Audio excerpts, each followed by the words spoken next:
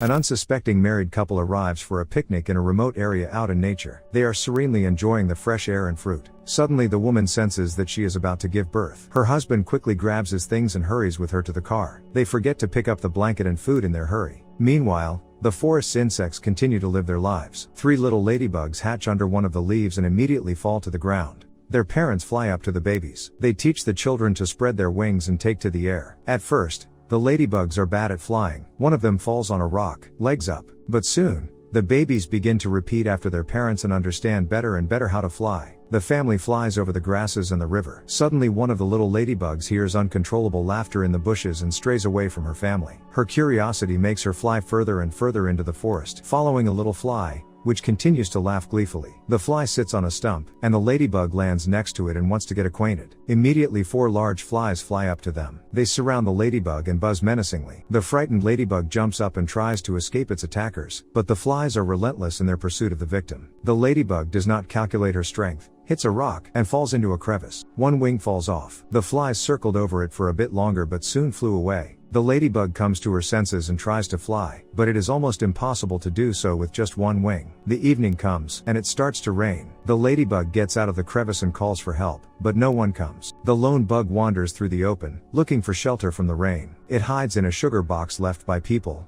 where it spends the night. In the morning, the ladybug wakes up to a loud buzzing sound. It looks outside the box and sees countless caterpillars, beetles, and bugs scattering human food to their homes. The flies take the chips. The bedbugs share the cookies and a box of matches. But soon after, they drop the matches and run for other treats. Nearby, a group of black ants passes by. Their leader smells sugar and rushes towards the box. Seeing it, the ladybug climbs inside the box. The ant doesn't notice the ladybug. He sniffs the sugar and tastes it. One bite makes him go into complete ecstasy. He spits up with pleasure. The ant signals his fellow ants to drop everything and run to the box. The other ants do just that. They gather under the box, pick it up, and carry it toward their anthill. So the ladybug goes on a long journey. Soon the ants tilt the box, and the sugar cubes fall on the ladybug. She tries to hold on, but when the ants throw the box off a rock, the ladybug falls out and does not feel too hot. The ants collect the scattered sugar and try to help the victim. At this time, a lizard notices the bugs. It climbs up behind a rock and lets out a predatory battle cry. The ants hide behind pieces of sugar in terror and tremble. The lizard gets close to the leader of the ants and prepares to eat him. But the ladybug comes to her senses, quickly climbs into the box, and makes noises from inside, immensely frightening the lizard.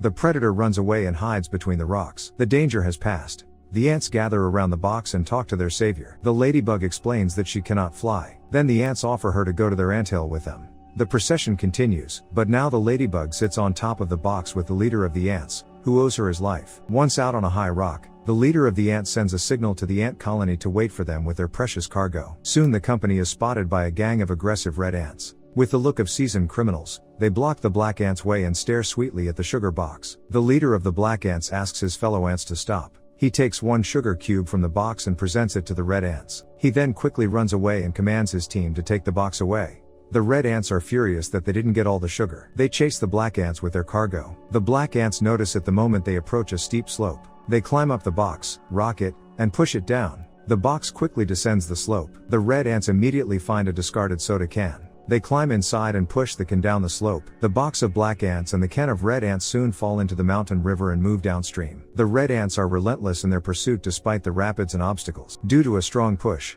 the ladybug falls out of the box into the water. Here a pike spots it and begins its chase. The ladybug is swiftly carried downstream. The pike runs into some rocks but continues to swim after its prey. The black ants decide to save their new friend. They grab hold of each other and form a chain. This is how they sink into the water and retrieve the ladybug. Now they see a massive waterfall in their path. The insects quickly climb inside the box and fall from the great height. A pike and a jar of red ants fly after them. The pike and the jar get stuck at the bottom, but the red ants manage to float up. The black ants and the ladybug get the surviving sugar cubes from the box and continue on their way to the anthill. As they continue walking, the ladybug hears a familiar buzzing sound. She notices a flock of her kind nearby. The ladybug tries to fly up to them, but one wing prevents her from staying in the air. Upset, she hurries after the ants.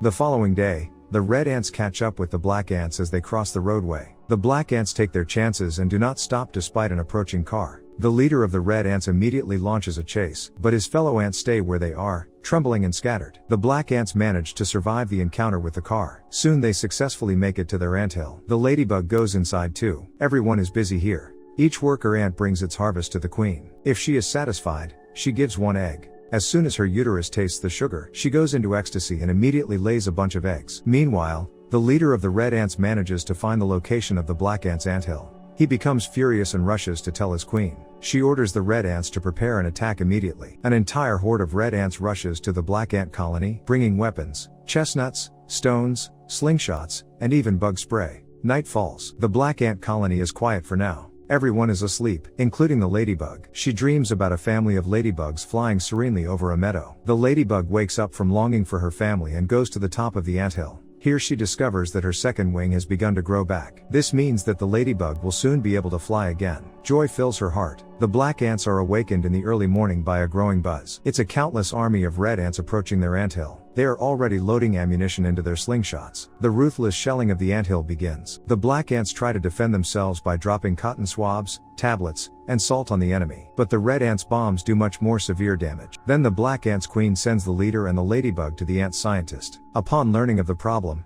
he digs through his stash and gives his friends a box of matches and firecrackers. The black ants place the firecrackers on the roof of the anthill, but the enemy is not sleeping and is already preparing to storm the entrance to the anthill. The leader of the black ants opens the box of matches and finds only one match inside. He carefully studies the instructions on the box and lights the match. The tension makes him squint, and his antennae twist. The commander lights the firecracker. It twirls and falls on the battlefield, killing many red ants with the explosion. But the single match immediately goes out, and the enemy attacks with twice the ferocity. Then the ladybug remembers that before she met the ants, she saw a box of matches forgotten by the humans. She immediately tells the ants about it and promises to fly down to get the matches. But she needs help to start her flight. Her friends make a paper airplane for her, but soon the ladybug begins to fly on her own. The black ants are very hopeful for her speedy return. The ladybug flies to the correct spot rather quickly and without much difficulty because her second wing is almost fully grown. She tries to lift the heavy box of matches, but then she sees a spider creeping in. He easily picks up the box and carries it to his lair. The ladybug follows right behind him. The spider makes it back home by evening. He lives in an abandoned tube in a toy castle. The ladybug sneaks into the spider's house. It turns out that he needs matches to fasten his web.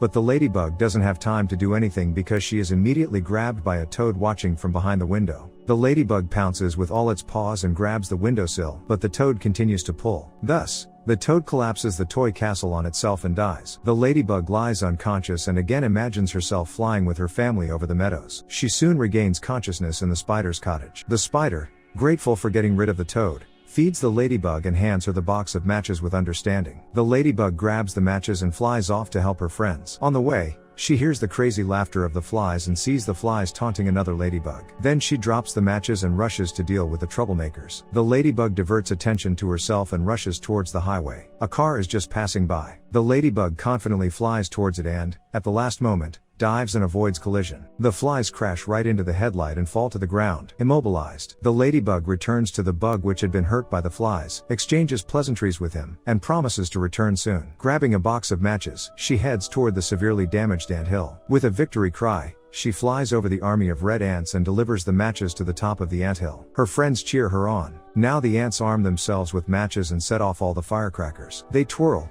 fall to the ground and explode. Their explosions ignite the tank of ant poison. The red ants are forced to flee the battlefield, squealing pitifully. The red ants are defeated, but a real fire breaks out around the anthill. The black ants and ladybug hide in the main hall. Suddenly they hear a strange noise. A plane flies over the anthill and floods the fire with foam. The fire stops, but the foam eats away at the anthill. The surviving ants and ladybug get out from under the rubble and look around silently. Some time passes. The ladybug has grown up and returned to her friend, whom she once saved from the flies. They have 5 babies who have already learned to fly. The ladybug family flies over the meadow and enjoys the peace. The hardworking black ants are successfully rebuilding their anthill. The ladybug has not forgotten her ant friend. They meet in a picturesque place and enjoy the sunset.